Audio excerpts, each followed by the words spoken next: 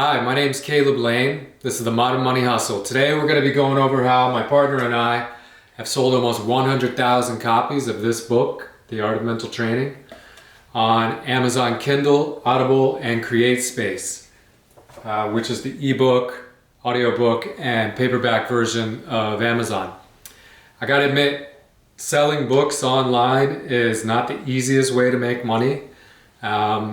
I think we've done extremely well compared to the average, but we're going to go over step by step everything that we've done to set ourselves up for success and create this successful book, which has been paying us really good money for the last 7 years. I get a check every month for a good amount of money for the last 7 years. So let's look at the steps needed to take to be successful in this area of the internet. So step one, you're going to want to pick a niche. Even if you're doing fiction, you're going to want to pick a niche within that realm. Young adult, the vampire thing was really hot for a while. Action, thriller, these kinds of things. If you're looking to make money online, as an entrepreneur, I don't think that's really the way to go. Creatively, it's great, but that is even harder than picking more of an informational niche, which we've done. Mental training, right? We help athletes prepare for game time, essentially. Get in the right mindset. Not only athletes, but executives, anybody that's under pressure that wants to perform better. So that's our niche. That's the first thing you have to do. Pick your topic, and I recommend a topic that you can package information around. We've also written books on how to get into the modeling industry. I've been a model for a little over 15 years. I started really young and did really well. I worked for Calvin Klein and Lancome, Maybelline, tons of designers. I've done it all. And so I packaged a book about how to break into the modeling industry and everything that you need to know as a model. And that's been selling almost as long as I've been modeling. So, it brings in a couple $100 a month. It's not a huge seller, but these things add up. At the moment, if you count our paperbacks, Audibles, and Kindles, we have 8 products up there. And that's just in the ebook side of things. So pick a niche. Okay, step 2. One of the reasons we've been able to be successful at selling books online is all of our titles have a major keyword in the title. So for the art of mental training is an awesome keyword online that we've been able to rank for in Google, and also within Amazon. So that's something that you really have to focus on when you're creating the book. I mean, you can title it after you've written the book. It doesn't, a lot of people like to come up with a title and write a book from there. And then some people work backwards. So, it's just all about your style. But a major keyword for your niche has to be in the title. Because otherwise, I've published novels for other people, right? I won't say what those titles were, but they didn't have keywords, and it was really hard. And we did all the other things that we're going to talk about. We did all of those things, and it still didn't succeed. This is easily our most successful book to date, because it's a great niche with it's sports psychology essentially, and we've been able to capture a keyword within that niche. So find your keyword for your title based on what the niche is that you're writing within.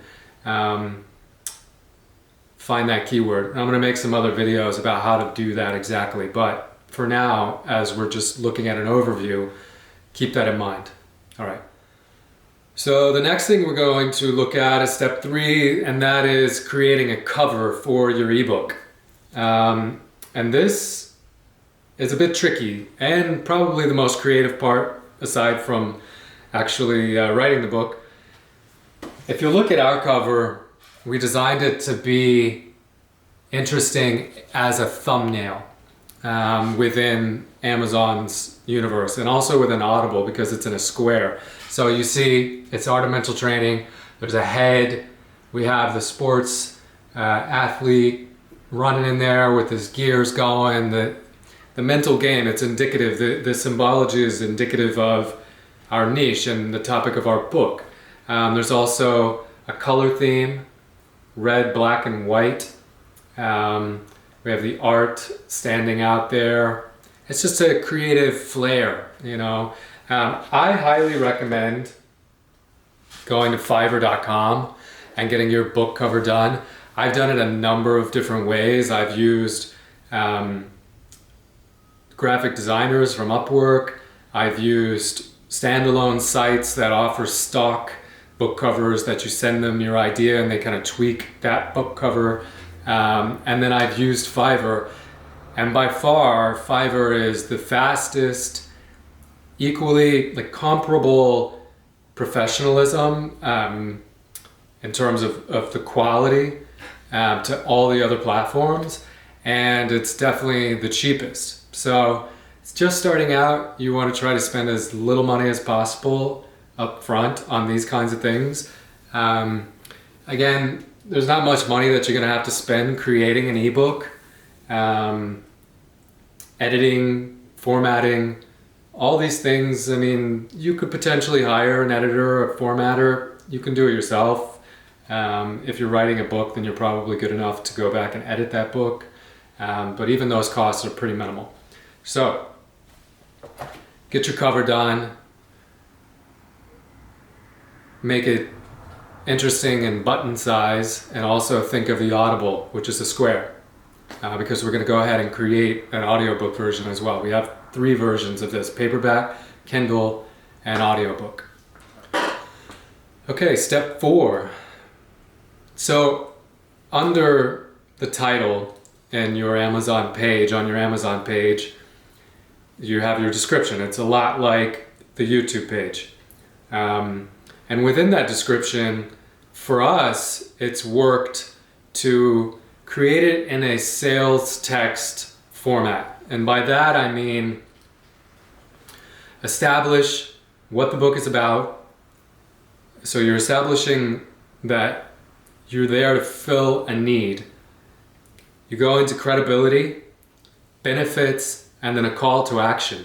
So you're putting the reader through a psychological process that warms them up to the idea of buying your book and how your book solves their problem.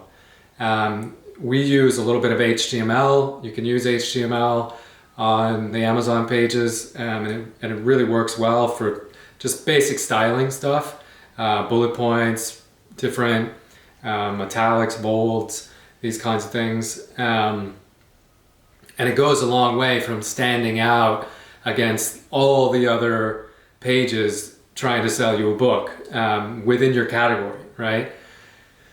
So another thing within that sales text, you want to embed at least 10 long tail keywords, right? And a long tail keyword, as opposed to a primary keyword, is basically a keyword that contains more words and is a little left of topic that not as many people are searching for, which means there isn't as much competition. So you can capture 10 people here, 15 people here, 20 people here, 30 people there, and by the end of that, hopefully you've captured a couple hundred people a month that are going to come by and check your book out and possibly sell. After we get all this going, there's a lot of testing you can do. We've been tweaking our sales text and our keywords. Our keywords are pretty much set. We're always looking for new ones, but we've been tweaking the sales text and the book for the last 7 years, you know.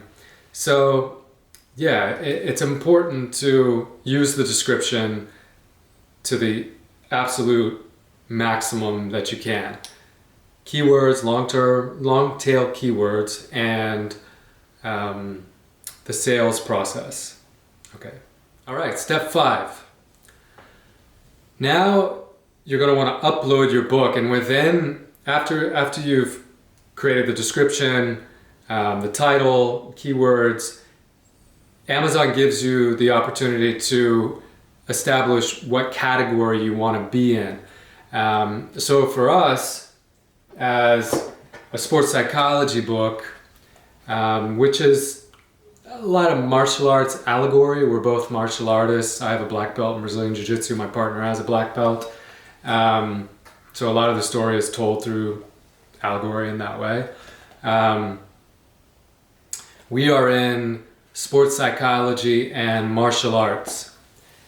And we've experimented with a lot of different categories. You have to pick a niche or category that not only fits the subject matter of your book, the niche, but also one that you're not going to get buried in, right? And by that I mean, so we can compete in martial arts and we can compete in sports psychology.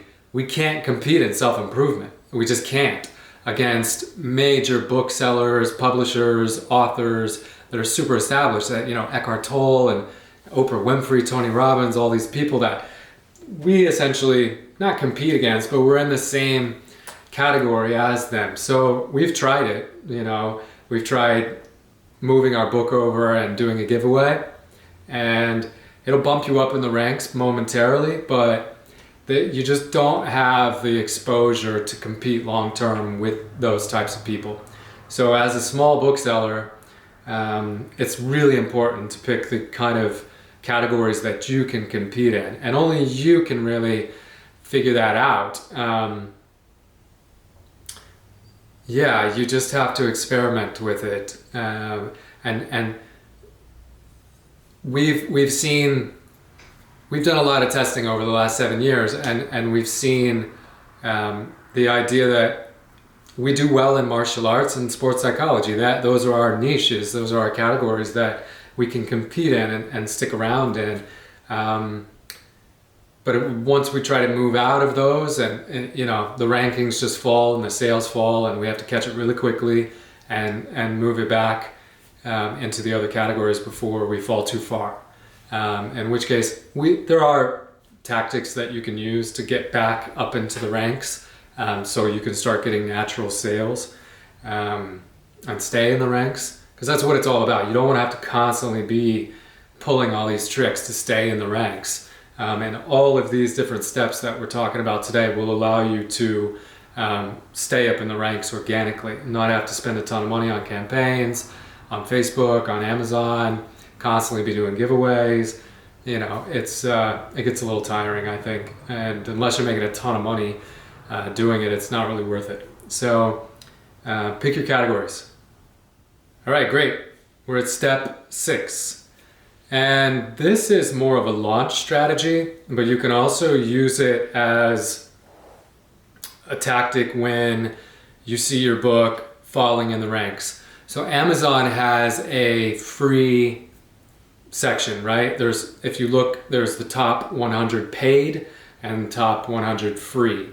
And in the beginning, it's all about getting reviews, right? So, and getting downloads, because that counts in the algorithms.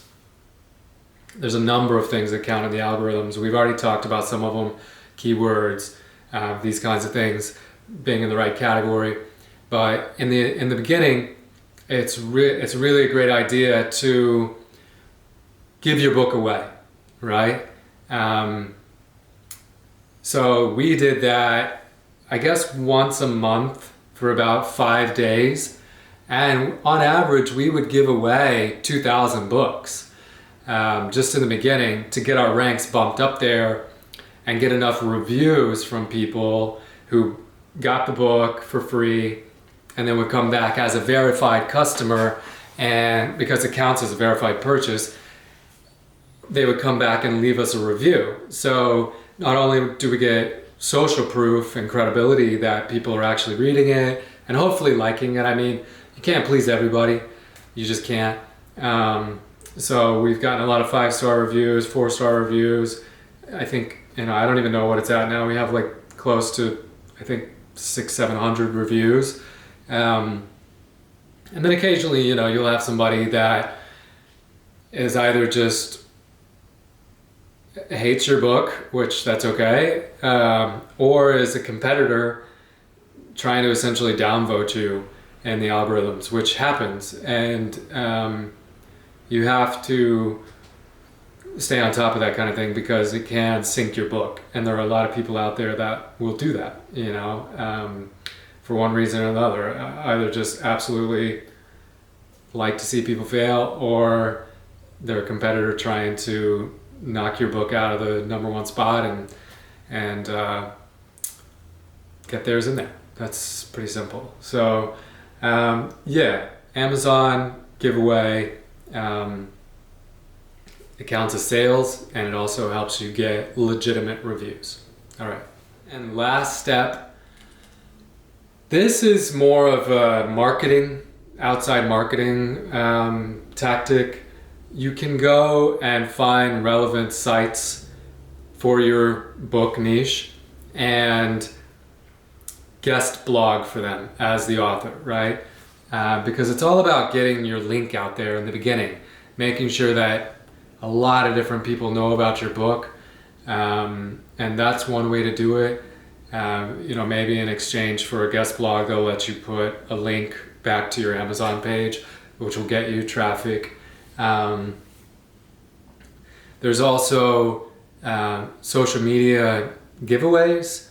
If you have a social media following, if the book itself has a following, you can do it that way. Give it away to your followers, your subscribers, if you have access to that on different platforms.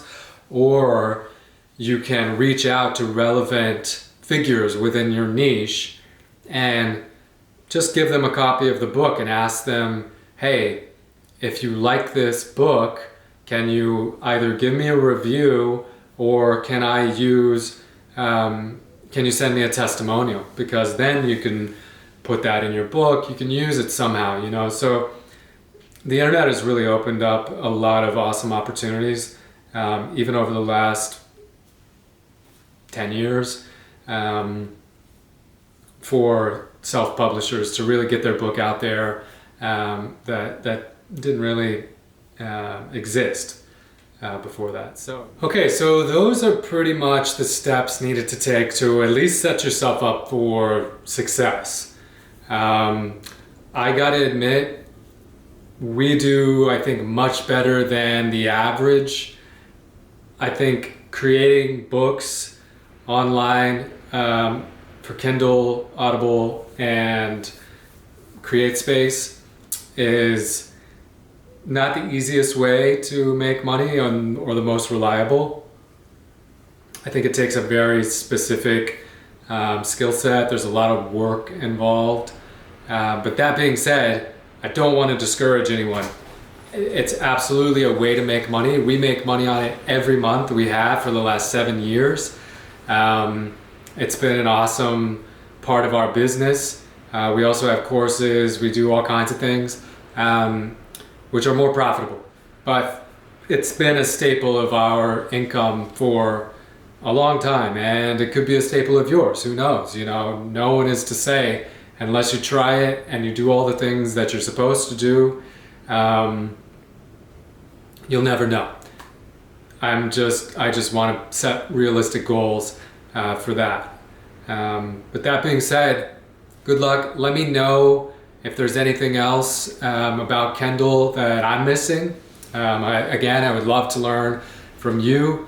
My name's Caleb Lane. This is the Modern Money Hustle. Subscribe, like, and comment below. I'd love to hear from you.